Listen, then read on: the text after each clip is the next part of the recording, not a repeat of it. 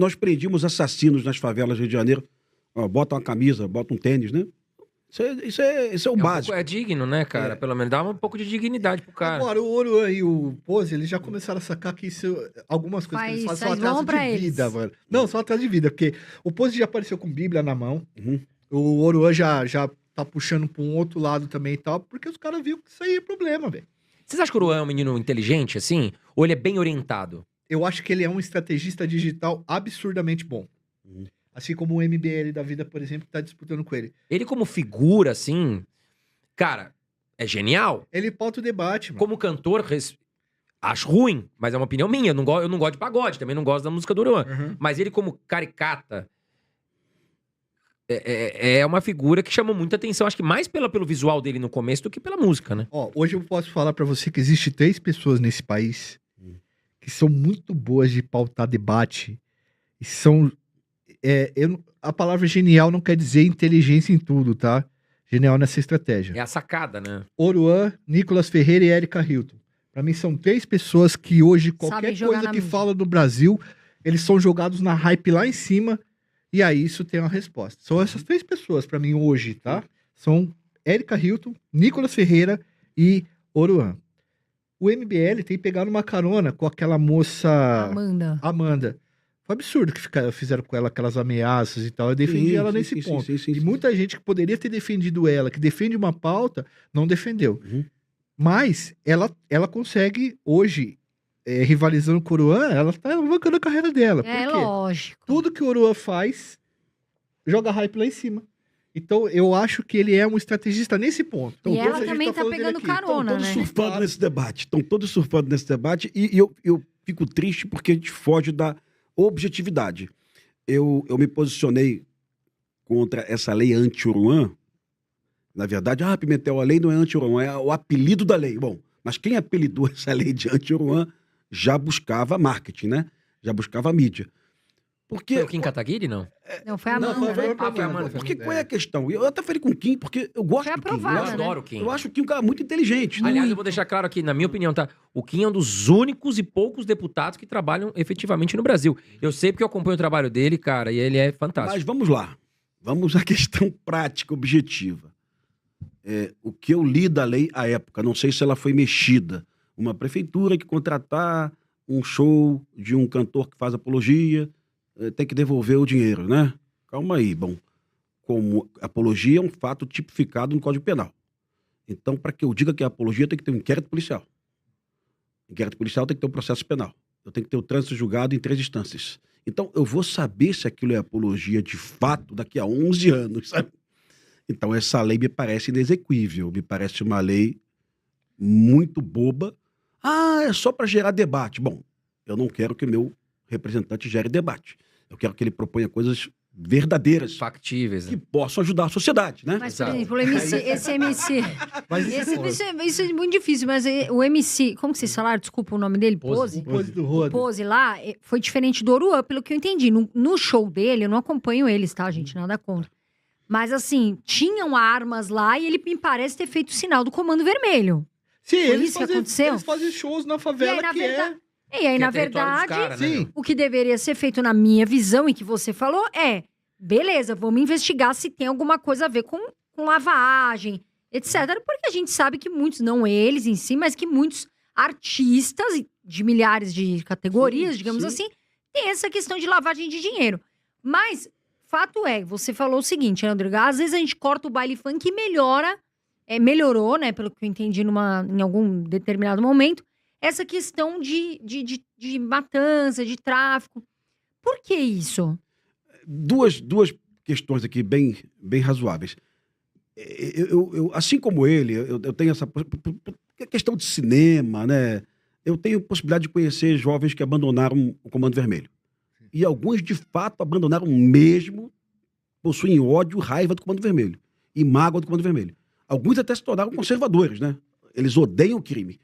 E quando você conversa com um jovem desse, ele diz pra gente, olha, o baile serve pra gente pra network. É o momento que você recebe as pessoas da facção de outros bairros, né? Pra você trocar ideia. Serve pra gente como relaxamento. Pô, tivemos uma semana estressante aqui com fuzil na laje e tal. E a gente tá ali pra e servia pra gente lá atrás para potencializar a venda de cocaína. Claro. Sim. Hoje não mais, tá? Na época, em alguma época sim, para potencializar. Bom, se é verdade isso, eu já tenho um argumento para entender que o baile é ruim. Hoje em dia, esses bailes não cobram ingresso. E as equipes de som são poderosíssimas. É caixa de som gigantesca, amplificador de primeira qualidade. Quem tá pagando essa porra? Quem está pagando? Quem está pagando a ida do MC lá? Exato. Isso, É a a facção. fonte do negócio, exatamente. Quem tá É o pagando crime, né? isso? Quem então, tá pagando? a investigação precisa ser em cima dessa questão da fonte do barato, né? Mas o que eu falo é que eu sempre falo isso. É muito fácil um político como candidato chegar aqui e falar que vai mandar fuzilar o Doca, Uhum. que hoje é general do Comando Vermelho na rua. Outra coisa é você morar no Complexo do Alemão e fazer um show lá e você falar que você vai fuzilar o Doca. Sim. Entende? Então, assim, as pessoas, elas são frutos e elas se locomovem e se movem de acordo com os lugares. Uhum. Vamos pegar uma quadra de escola de samba? Quem que são os, Também tem lavagem Grande. pra caramba, né? quem são os grandes criminosos do Rio de Janeiro que comandam coisas que nem traficante mexe? Coloca uma maquininha Caça-níquel. caça-níquel dentro de uma favela e pega o principal chefe do Comando Vermelho e vê se ele coloca a mão lá. São os bicheiros? Bicheiro. O cara que colocou a mão nisso, que foi na época, o Gangan, do São Carlos, Uhum. que roubou a maquininha do Maninho, não durou 6 meses. E é um cara que fuzilou a prefeitura. Uhum. O bicheiro tá lá, no palco, tem ator da Globo, tem juiz, tem Tudo polícia, junto. tem todo mundo junto com o cara, certo? Uhum. E aí, é o cara que tá bancando tudo, não é o cara que tá Sim, bancando sim, tudo? sim. E aí, como é que a gente fica? Criminaliza isso também? Faz E apologia? aí eu faço- Chama o cara lá na frente e fala, esse é nosso padrinho, esse é o nosso patrono, eu amo ele e tal. E aí eu faço uma analogia do que ele colocou aqui. Do mesmo jeito que o tráfico de drogas no Rio de Janeiro abraçou o funk, porque o funk foi expulso dos clubes, o jogo do bicho abraçou O carnaval. o carnaval, sabe? Então, e Sempre aí, foi assim, e né? aí, o que eu faço? Eu vou apontar o dedo pra cara da Deolane e falar, Deolane, você não deveria estar numa favela do lado de um vagabundo com fuzil. Mas eu vou apontar o dedo pra outra atriz da Globo que estava no carnaval de um Junto, bicheiro, né? de uma escola, que o dono da escola é assassino. Porra, é hipocrisia, né? É. Porque a Grande Rio, tu chegava lá em algum momento, era todo o elenco da Globo na Grande Rio, né? Exatamente. E aí você chegava também no camarote das escolas de samba, você via lá desembargadores, juízes e deputados, né? Mas eu vou apontar o dedo só na cara da Deolane e vou dizer que ela não presta porque ela foi frequentar um baile na favela que pertence a uma facção, ou eu vou repetir isso na cara das pessoas também, que são nossos amigos. Nós temos vários amigos aqui em comum aqui, que frequentam Que às quadras vezes a de gente escola nem de samba. sabe que também estão no meio dessa sujeirada E aí. puxam o saco, tiram foto, né? Olha. No Bambambam, na festa ali, todo mundo quer estar Pô, junto, bicho, né, meu? os caras aparecem dançando no final da avenida, Uhum. tá escrito lá contraventor, porra. Não, contraventor barra assassino, tá? Pô. Não, Contraventor mas barra contraventor não é o assassino. serviço do cara, entendeu, mano? Isso é o quê? É uma contravenção, é uma infração penal, Vamos né? fazer esse meia-culpa, né? Exato. Se você lembrar do Cassino de Chacrinha, tudo bem, vou falar de 3 décadas, ok? 4 décadas. Mas você lembrar que quando tinha chuvas no Rio de Janeiro, o Abelardo Barbosa recebia lá no Cassino de Chacrinha, lá no Teatro Fênix, 15 bicheiros no auditório, e eles entregavam um cheque na mão do Chacrinha. Ó, isso aqui é a nossa contribuição para combater as enchentes do Rio de Janeiro, né? E o dinheiro vinha da onde, né? Eles já eram assassinos naquela época. Sim. Aliás, a época que eles mais matavam, né? É justamente nessa época. E a gente não. A gente. Bom, recentemente eu posso até dizer que a Globo fez um meia-culpa disso nos últimos documentários que ela realizou, né? O Vale Escrito. O Vale trouxe- Escrito, né? Ah, mas também, cara. Um meia-culpa leve, mas fez, né? Ah, mas é embaçado porque, tipo assim, pô, o cara mostra o Piruinha como se fosse o Papai Noel, o Capitão Guimarães, aquele cara bonachão e tal, que troca ideia, sabe com quem fala, etc. Muito glamuroso no carnaval e tal. E aí, lógico, em cima do Rogério, do Bernardo Belo, os caras pegam mais pesado. São os mais sanguinários, né? A cúpula mais nova ali e tal. O Rogério tá preso num presídio federal. Mas, cara, tem mais de 50 mortes envolvendo os caras aí, só que se sabe. Na Barra da Tijuca, quase toda aquela pistolagem que você tinha na Barra da Tijuca, Barra da Tijuca, para quem é de São Paulo, é o Alphaville de vocês Sim, aqui. é o bairro sim. chique. Os Longe novos de ricos. tudo ali. Os novos ricos. Isso, os novos ricos, eles estão nesses locais. E a Barra da Tijuca, ontem um jornalista me perguntou por que tudo acontece na Barra? Porque eles moram ali. Sim. Eles são da Zona Oeste, mas eles... Recreio, ali. É.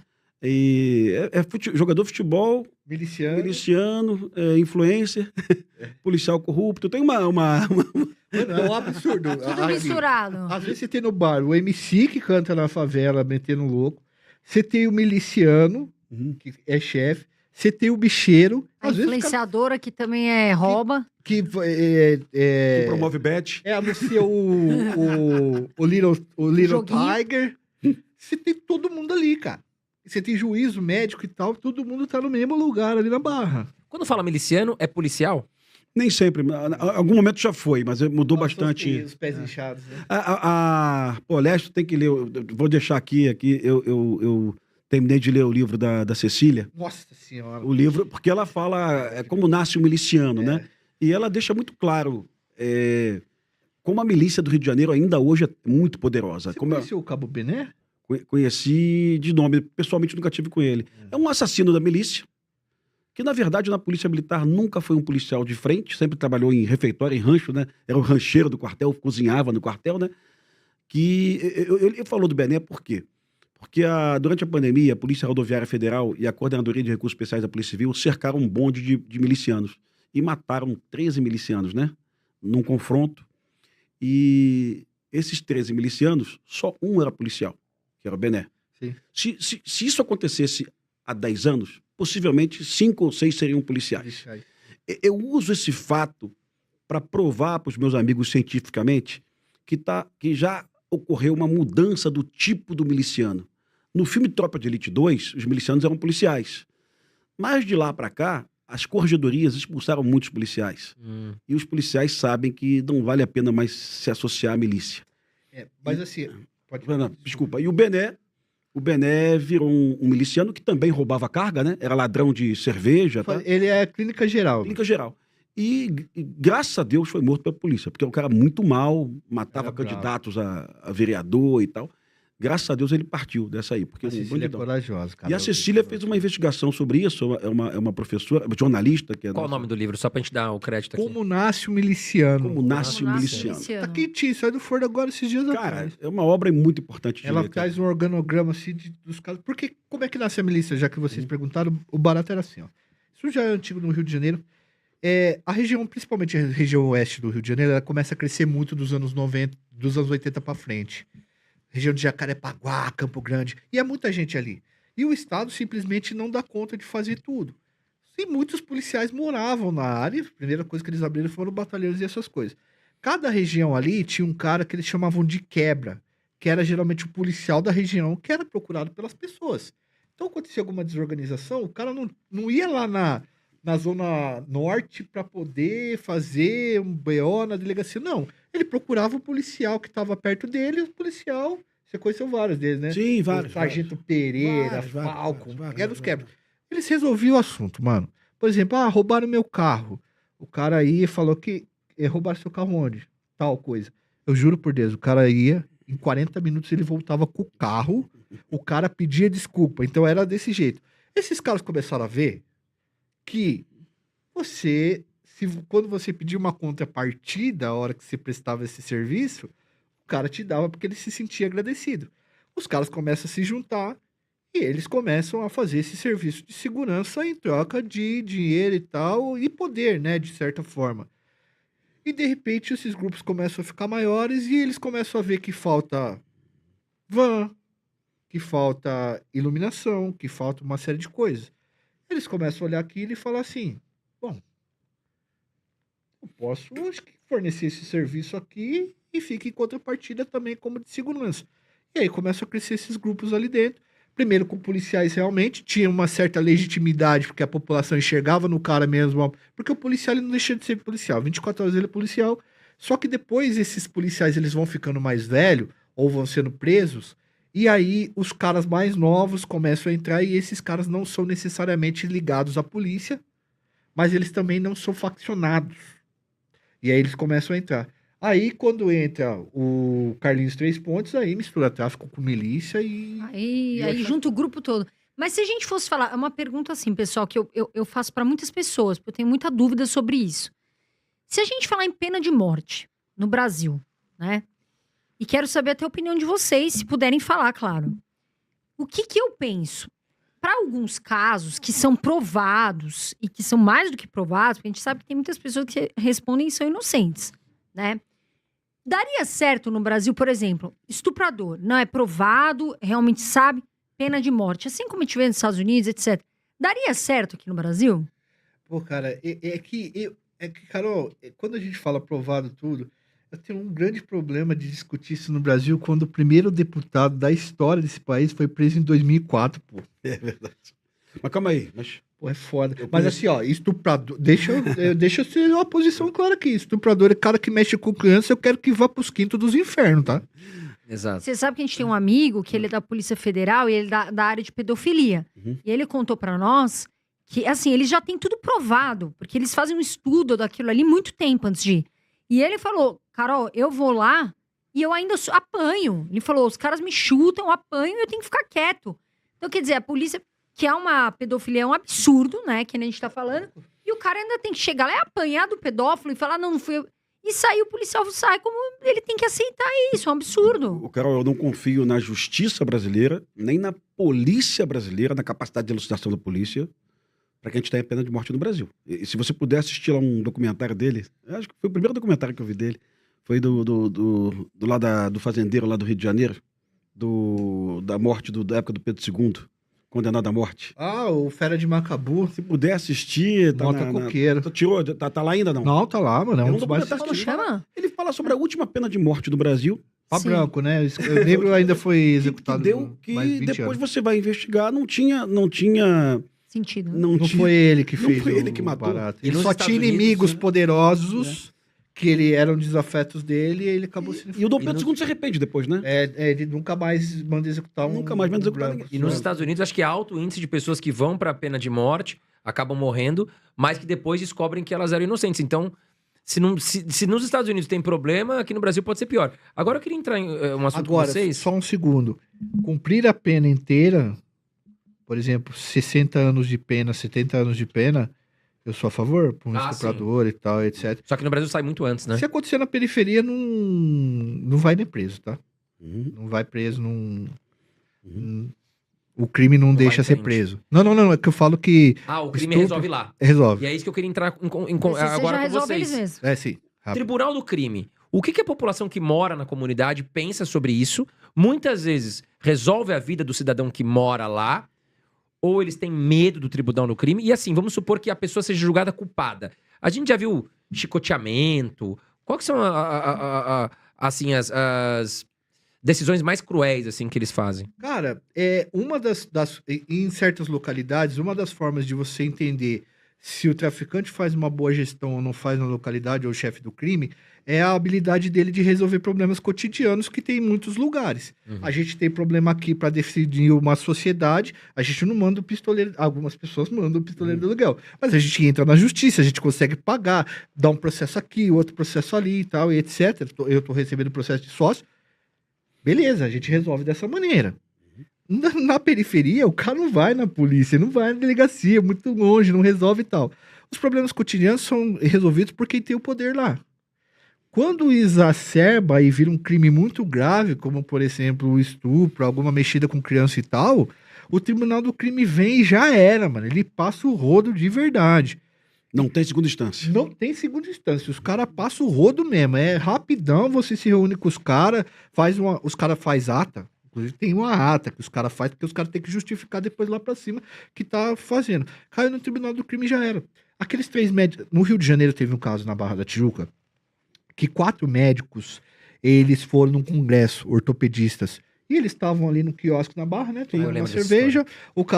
Dois caras descem no Fiat Pulse e fuzila os caras. O irmão da deputada Sama, inclusive, né? Inclusive, você me ligou uns minutos depois, você falou, mano, isso não é crime de polícia. Falei pra ele na hora. Na hora, você falou na hora. Eu já tava falando de polícia e tal, olha só que doideira, né? Aí ele já falou assim, mano, isso não é crime de polícia, o cara não fez bagulho de confere e tal, isso aí tá errado, os caras confundiu. Eles confundiram os médicos com milicianos.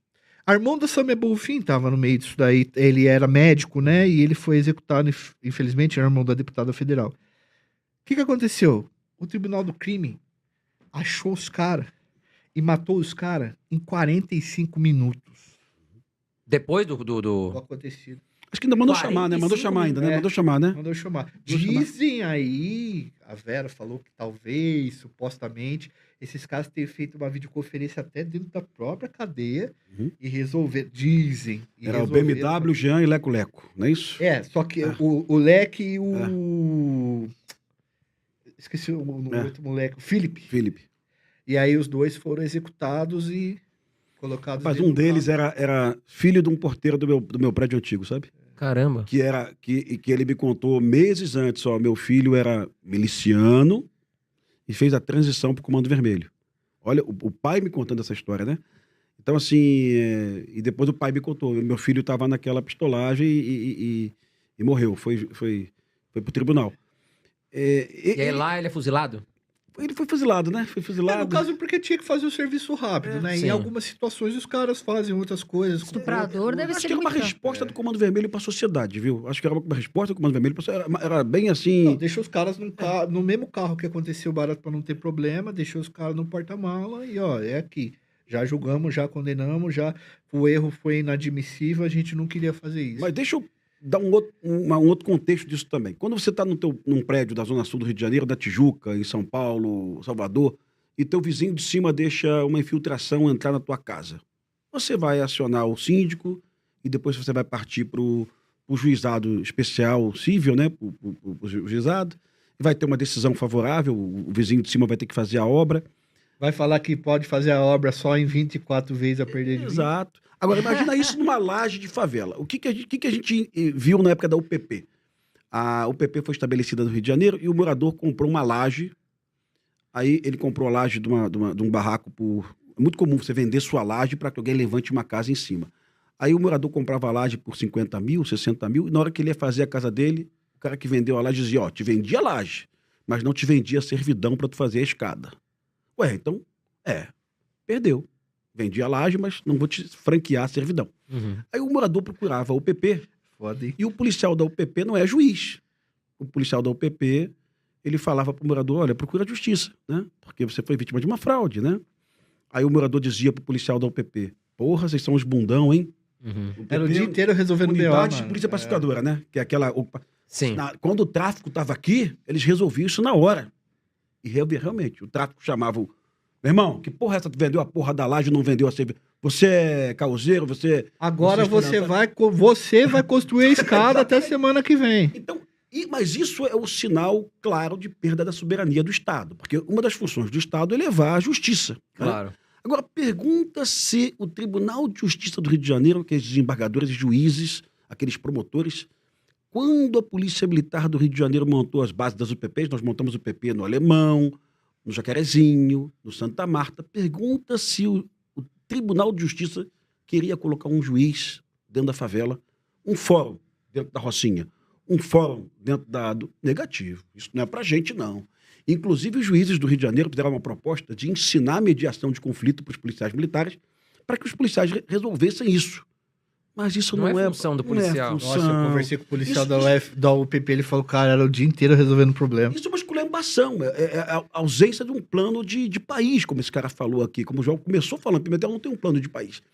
Então, para a gente recuperar a soberania, é importante o policial lá no terreno, a justiça no terreno, o promotor no terreno, e assim vai. E você... O que a gente recebe todo dia, eu e Joel? A gente até deleta essas porcarias.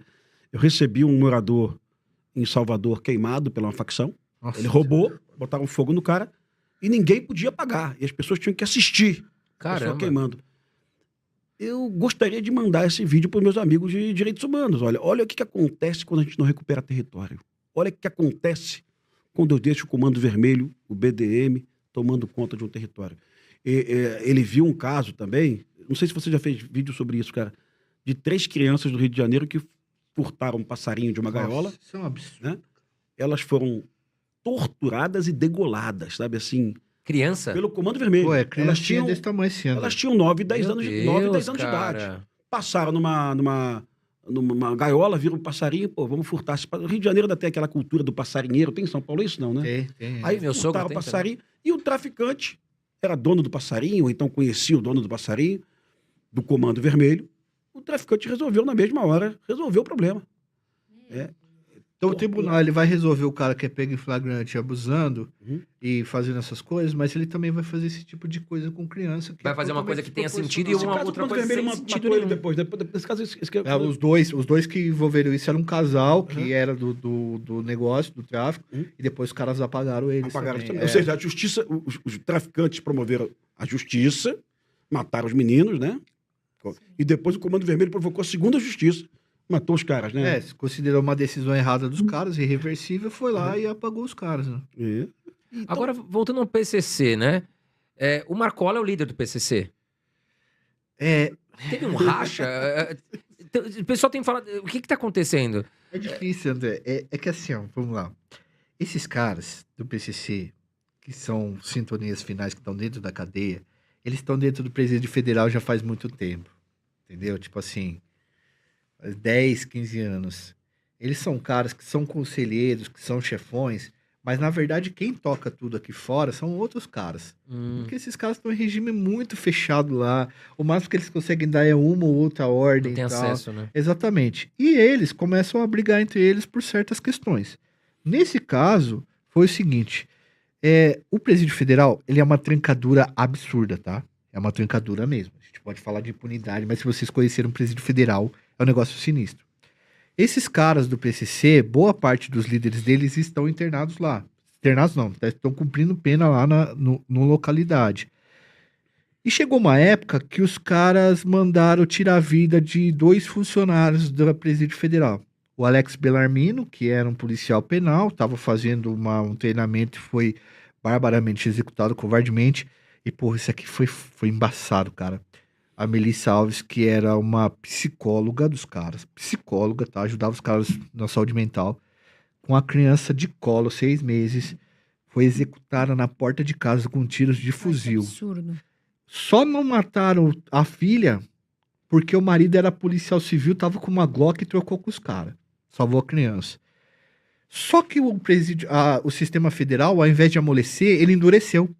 Tirou visita íntima, colocou a visita agora só para falar na frente daquela tela blindada lá, que eu esqueci como é que chama daquilo, parlatório e tal.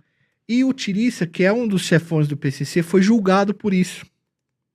No tribunal, os caras pegaram um áudio do Marcola conversando com um policial penal, falando assim, cara, ele tava sofrendo uns problemas lá, e aí ele fala assim pro policial penal, eu gostaria que vocês parassem de mexer com a gente nesse sentido, porque eu sou um cara perigoso.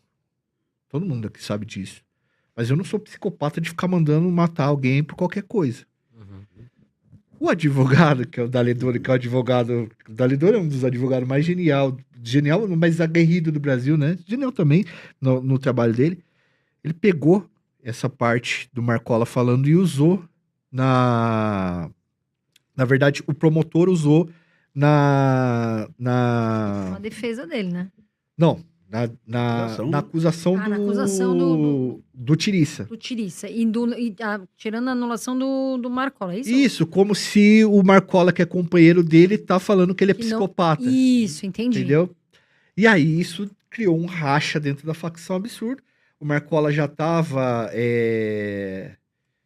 com a liderança desgastada e os caras resolveram rachar lá. Só que aqui fora, se você rachar aqui, todo mundo perde dinheiro. Então o que aconteceu? Os caras racharam lá e não racharam aqui fora. Pra continuar a coisa funcionando. Porque o cara fala assim, nós vamos rachar, mas tem 50 quilos, tem uma tonelada pra colocar em Portugal pra todo mundo ganhar dinheiro. Sim, verdade. Os caras racham lá, mas aqui fora os caras continuam. Esses caras do DEPEN são muito sérios, viu, cara? Assim, eu tenho uma admiração pelo DEPEN. DEPEN é o Departamento Penitenciário Nacional, né? São 5 unidades, né? São 5? Mossoró, Porto Velho... Catanduvas, Mossoró, Porto Velho, Campo Grande, Brasília, são 5. São 5. Esses caras são realmente sérios.